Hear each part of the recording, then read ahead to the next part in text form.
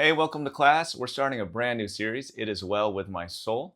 And today's topic is small hands, 3 left hand patterns for hymns. Now, these are real piano lessons, so make sure that you have your notebook and pencil out. I'll let you go get that while the intro goes.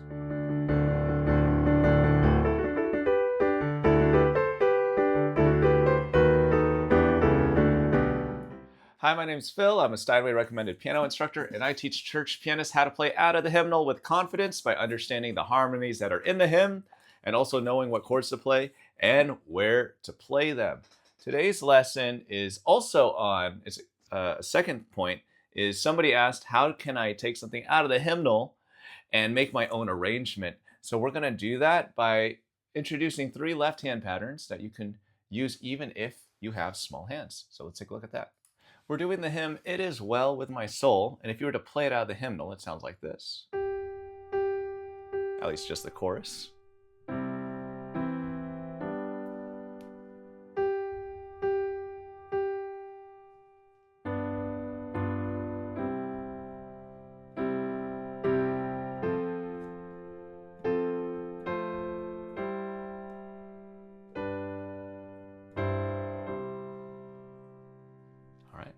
We're going to change it up and we're going to add a really pretty, beautiful sound to it.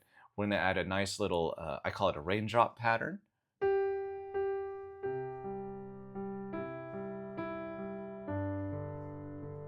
right. And then if you want to make it big or still for congregation, we're going to learn how to do an octave chord pattern without exactly an octave, but still being able to make it a big sound.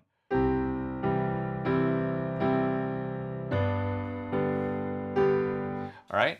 And then I'm also going to show you what I call the waterfall pattern because it sounds like a waterfall. All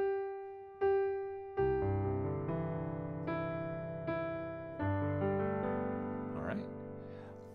Let's take a look at those techniques. All right, go ahead, get your pencil and paper and make sure your device is on the piano as you get ready to practice today. But number 1, we're going to go over a raindrop pattern, which is pretty much built off of a triad. So we have our raindrop, and then number 2, we're going to do the octave chord pattern, but for small hands, octave chord for small hands. And then number 3, we'll do waterfall, which is essentially tenths, okay? If you haven't seen that episode on the only 2 left-hand patterns you need, I'll put it right here. That's what it looks like, and you can search that up. All right, so we're gonna do the raindrop pattern, which is pretty much a root and a fifth. You gotta write this down.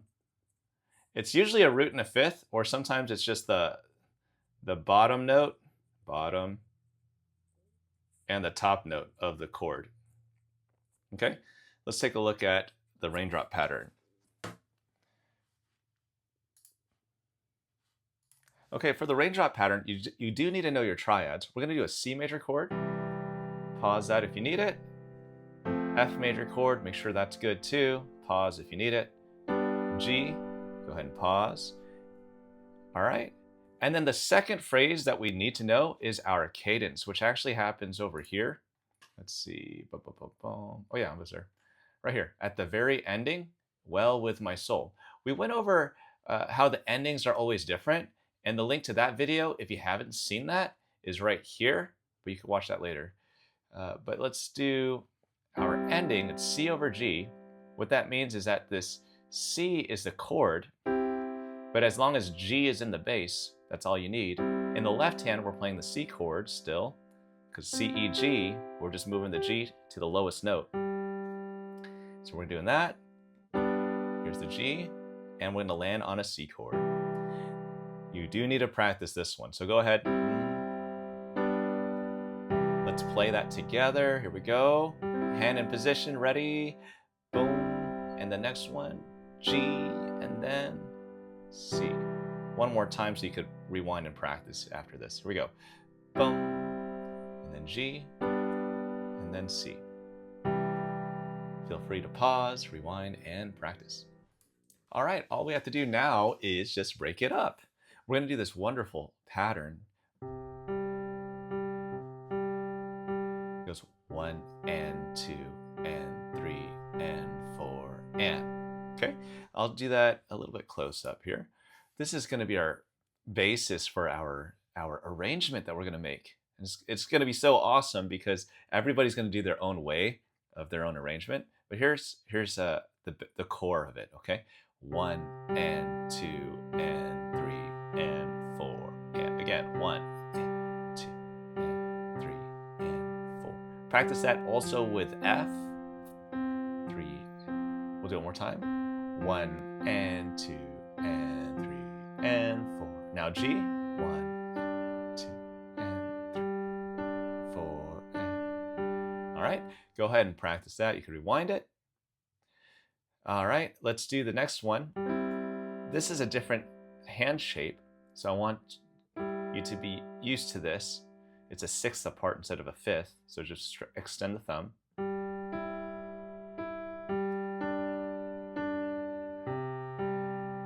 What we're doing is the ending here. Ooh, where we go? Right here. This ending, it is well with my soul. So I'll play that again.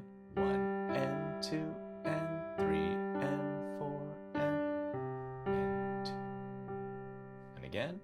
1 and 2 and 3 and 4 and boom. All right, so when we play that together with both hands, it'll sound like this.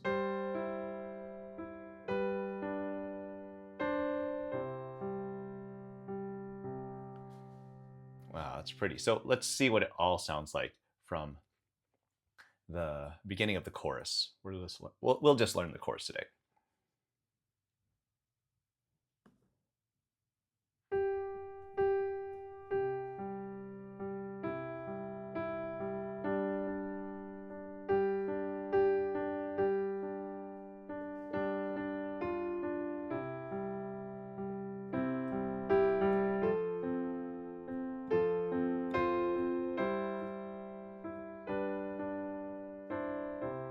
I'll do it one more time. And this time, I'll even show you if instead of playing the F here, what if you did the F down here and the G down here? Because some of you, that'll be easier. It's because of the overlap going on here with our thumbs.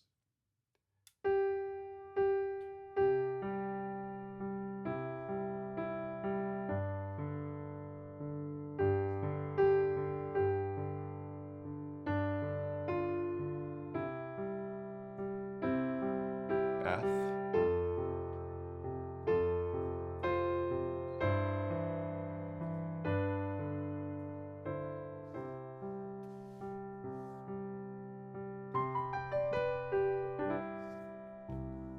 Really pretty, really pretty. Love it. All right, what's next? All right, next let's do the octave chord pattern with small hands. When we do the octave chord pattern with small hands, it's basically, and we're going to replace the octave with just the root of the chord. So we can write down root here. We're going to use just the root of the chord, or we'll play a 5th. Okay, root, a chord, or a 5th. Here we go.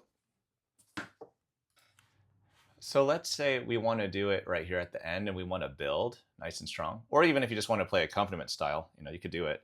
But all we're doing is we have that chord in our hand, but we got to get used to the jump. So instead of us doing an octave jump, let me just zoom in so you can see it. How about that? Here we go. Octave jump. You can do just a root. And it sounds just fine.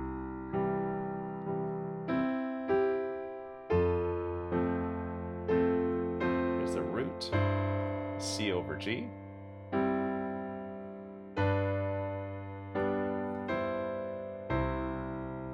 You say, I want it to be bigger. Well, you can do that. All you do is just drop it another octave. Give it that big drum sound, There's F. G.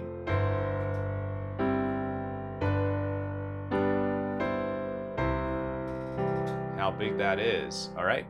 And then you say, I don't want to jump that far. Okay, now we could just use a fifth. So if we're going to do an F chord here, it is well. Let's do an F chord. Here's an F chord, but we're just going to play a fifth. And you can do it like this or like this. All right, because that gives us that drum sound, the fifth sound. All right, we have this sound, so it makes it big. It could sound a little muddy down here sometimes. And, you know, you do what's familiar for you. Maybe in the congregation, when you're, you know, when they're getting really loud, you do want to be down there. You're like, I want to be loud too. That's totally fine. You could even octave that. All right, really fun. But let's show you the fifth.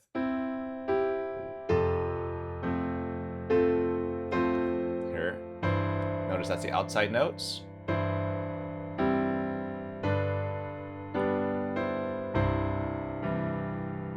By the way, I can't do a full practice session on this. This will be available in my program, and as well as many other add-in stuff that we can do to this wonderful piece. All right, so that's the octave chords. What's next? All right, and then the last one we got here is waterfall. Waterfall. So we have tenths, and it's just a variation of tenths. I love the tenths.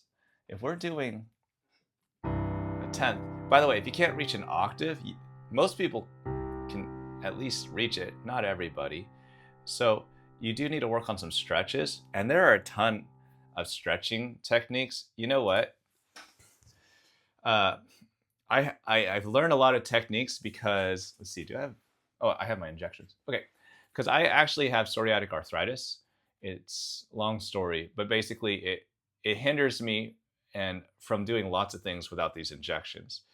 But before I had these injections, it was hard for me to even turn my neck, or my feet hurt, my ankles hurt, my toes hurt, my wrists hurt, everything hurt. And so it was really tough to play piano, and still is when I'm not on the injections, okay? But it makes me very thankful, and this is one of the reasons why I'm coming out with all of this stuff, is because, you know, I want to make sure I'm a good steward of the talents that God has given me and share that with you. But I'm thankful for it because it actually made me a much better teacher, because I'm able to teach certain techniques that I wouldn't have thought of before. And so I can show you that, you know what, I'll do it in the next lesson. For those of you that have small hands, or even those of you that have big hands and you're having trouble playing big chords, I can show you some wonderful techniques that I've had to do. But we'll get into that in a future episode, yeah? All right, so let's do our waterfall technique. So we're trying to reach this 10th. Let's go close. And we could connect that just by using the octave. And a lot of people might do this pattern. That's beautiful. You could even go up. I mean, it all comes from this 10th, no matter what. And there's even this pattern. I love this one. That's from, I'm not gonna say it. I don't know what YouTube's gonna do to me. All right, not gonna play it. So we have this waterfall though. We're gonna try and hit this E. And what we're gonna do is we have to connect using a second. And a second, in a chord, you're just adding the second note, which is 2 half steps up. 1, 2. You can do that to any chord. Here's F chord, 2 half steps up, G chord. And it gives us this beautiful sound. Wonderful. And so what we're going to do is break it up down here because it gets muddy. Little brook, little waterfall. All right. You can even go back down. But we're going to keep it simple, okay? Because this is YouTube and they only want short attention span stuff. So here we go. We have this going on. So we have that with the C chord. We have it for the F chord as well. I guess I should show you that. It's these notes. You would just copy and paste that pattern. Pause and practice that. And then we have the G chord. You could pause and practice that. All right. right? And honestly, I would practice going from chord to chord, especially the big jump.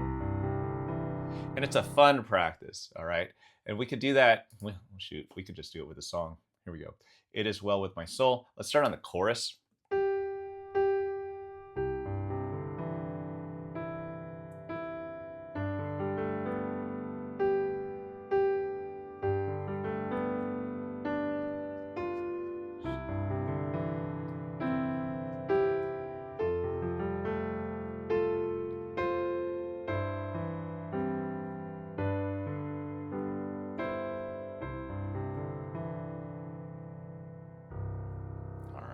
There is a different thing that we could do on the tail piece here, the ending. Basically, just play anything of that note. You could just stick with this. I don't have time. I'll put it in the program for those of you that are in it. So special bonus for you guys. All right.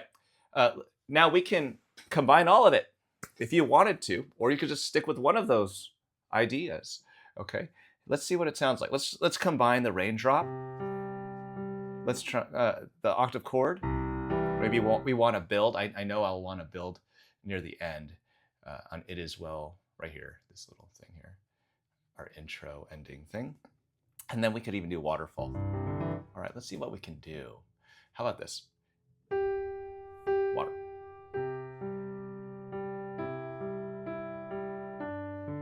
Waterfall here.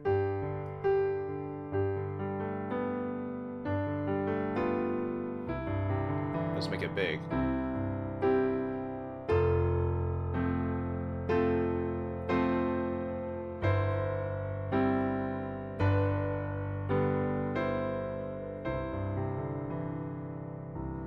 See? Oh my goodness. But I would do one first to get used to it, and then you could combine it. Because, oh my goodness, it's fun. Let's do it again.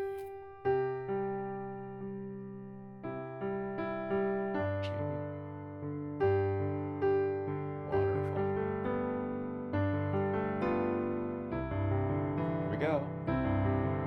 Let's make it big.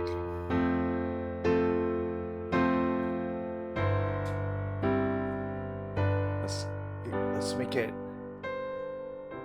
back to soft. Whoa.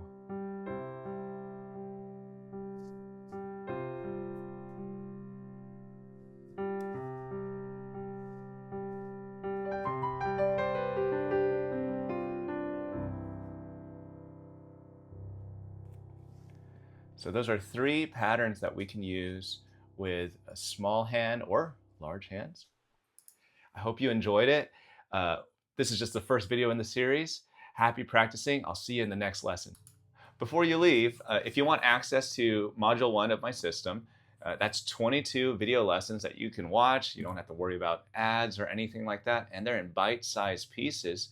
Just comment below step by step, and I'll answer you right away with that link. If you have any questions on any ideas I should do for the next videos in the future, just let me know. Have a good one. Bye.